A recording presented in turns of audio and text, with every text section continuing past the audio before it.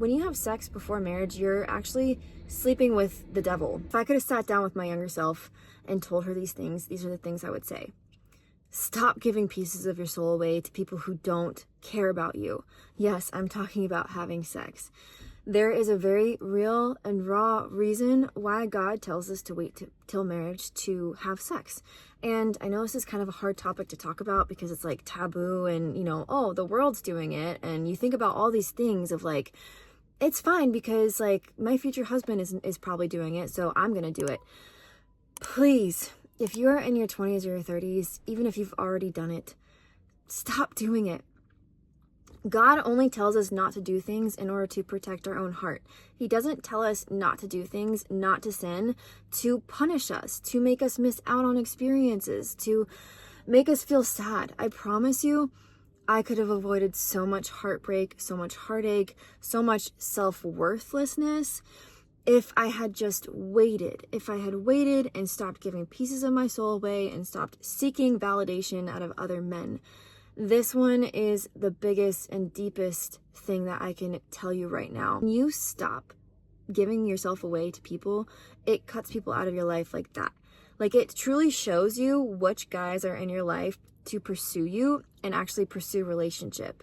If that is not on the table, then they lose interest, and you'll only find the ones that are real and after your heart, and a man that truly desires you for all of you and not just the things that you can provide for him. You're going to lose a lot of friends. You just are. Those girls that you think are your best friends right now, you think that they're your ride or die, you guys have shared the deepest parts of yourself, they may not be in your life, and most likely they won't be in your life in a couple of years. And that is okay. My mom always told me that people come into your life for a reason, a season, or a lifetime. Those lifetime people are really hard to find, and not many of them are meant to stay. People come into our life to teach us something, or a season. They come into our life to help us through something really hard, or for us to help them through something hard. And whether you run the same path for years and years and then split, or whether you come in for a small season and then go different ways, it's okay. I understand there's heartbreak and heartache in losing friends. I am one of them who holds on to people for dear life. Like, I cling to them.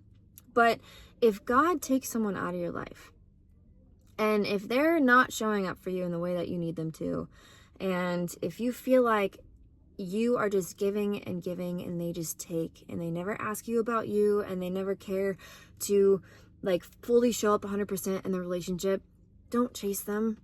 Let them go, because God is making room for better relationships, more fruitful relationships in your life. And the truth is, if you only have a handful of friends, even one or two, that is all that you need.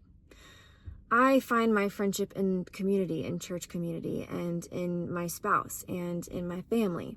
That's all we have at the end of the day. And God, seriously, Jesus, oh my gosh, Jesus is the best friend that you could possibly have. He's the one that you can run to tell all of your fears, all of your doubts, to talk to get good, sound advice from, opening the word. So just know that if somebody is out of your life, or somebody has like hurt you or done you wrong, it's okay to let them go. I think that you need to find yourself in your 20s and even 30s. And the truth is, you never fully find yourself. You just create yourself. You get to know yourself a little bit better. I didn't pick up surfing until my late 20s, like 29. And it's something that I've deeply fallen in love with. You have yet to experience the hobbies and the passions and meet the people that are going to bring you the most alive. Like, your life does not end out of college. It doesn't end out of your 20s or your 30s. Like, your life continues, and you continue to grow and evolve and change. And I want to give you permission to do that. Give you permission to start showing up differently, to not live in your past. If you feel like, oh, I've never been, a morning person, I've always been XYZ, stop telling yourself that. If you want to become a morning person, just do it. Just do the things that a morning person does. If you want to become a successful person, do the things that a successful person does. See what that looks like for you.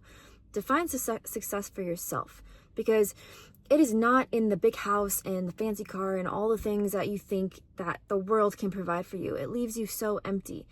True success is having a personal relationship with God, a personal relationship with Jesus. And what I mean by that is actually sitting down with him in the morning and like talking to him like a friend, feeling the Holy Spirit wrap his arms around you, and fully understanding that your life is not your own. And thank God for that, because how freaking hard would it be if we were fully in control of our life? We are sinners. We make horrible choices every single day. God knows that, but he has an ultimate provision for your life. So the sooner that you get closer to him, the sooner that you start seeking him, you read the Bible, you pray, you ask, you seek and you will find, the better your life is going to be. And I'm not saying that it's going to be easier. It's just going to be better. You are allowed to move. You're allowed to change your life. I have changed my careers like 7 or 8 different times, and I'm literally starting a functional health business right now. I am able to help people run functional labs to get to the root causes of what's bringing them fatigue or weight gain or hormone issues. And it took me 9 months to go through the schooling to get there. But I'm in my early 30s, and it's never too late to go back to school, is what I have to say. It's never too late to completely change your life, to change your scenery, to move to California if you want to, or Colorado, to work a seasonal job. I literally just applied for a internship, a dolphin training internship in Bermuda. I'll let you know how that goes. But my point is, if you're alive, you have time. 12 years of my life was taken from me through a chronic illness, through having Lyme disease.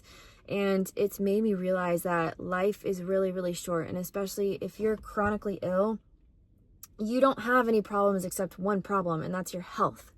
There's a beautiful quote, and it's basically, in life you have many problems until you get sick, and then you have only one problem, and it's to get healthy again. And if you have your health, please don't take it for granted. Know that you are capable of getting better, healthier, stronger, fitter, faster, mentally more healthy. Please go seek therapy, even if you don't think you need it. I think every single person, especially in their 20s, should go find therapy. We have all walked through things that make us the way that we are. And therapy is kind of like a mirror and just shows you the shadows and the things that you never really realized were to be true. And it opens your eyes and it allows you to dig a little bit deeper and get to know you better. So that is my other biggest piece of advice, is go find a therapist, go work on your trauma, go heal it, because it can take authority over your life for the next X amount of years if you don't face it. I actually just made a video about that right here if you want to go watch that. But look, baby girl, you're not alone. And if you feel lonely, get out there, go make friends, go join a new church community, go to a pottery class, go try something new, and go out there. And the best way to make a new friend is to comment her on something. Give her a compliment. Hey, I love your shoes, or where did you get that bag? It opens up the door. It makes people disarmed. It brings down the awkwardness. So that is my biggest piece of advice, is don't let people be mean to you. Cut them out of your life. Don't chase people that aren't meant to stay in your life. Stop having sex until marriage. That one is so big. And also, when you have sex before marriage, you're actually sleeping with the devil, pretty much. You're allowing the adversary, the devil, to come in and have control over that relationship, basically. When you have sex in a covenant, in a marriage, God ordains that. He says it is good. And it is vastly different, I promise you. So if any of this helped, subscribe and hang out and drop in the comments what you're struggling with and if anything actually resonated. I drop videos almost every single day, just God fueled, God driven. So I hope to see you guys around, and yeah, don't let people be mean to you.